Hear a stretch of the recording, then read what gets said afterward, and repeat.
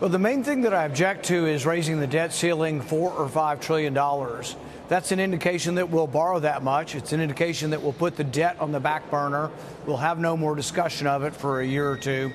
And really, we're locked in a year right now where in March of this year, most of the Republicans, not me, voted to continue the Biden spending levels in March. So we're operating under a continuing resolution which originated as Biden spending levels. You remember Republicans saying, Bidenomics, Biden inflation, Biden this, Biden that. Well, they voted for that in March. So the deficit here at the end of the fiscal year, at the end of September, will be about $2.2 trillion.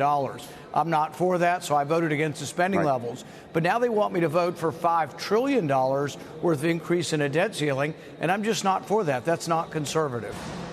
So the question is, when you look around the room and you look at your peers and colleagues, how many people do you think you have with you? What does this bill ultimately look like in the end?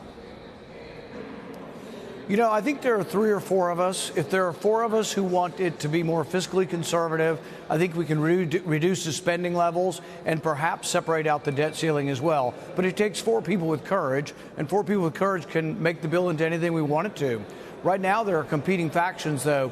There are 4 or 5 who don't want any spending cuts, and there are 4 or 5 who want more spending cuts. So it's who sticks together better and who has more courage to stand up and say no.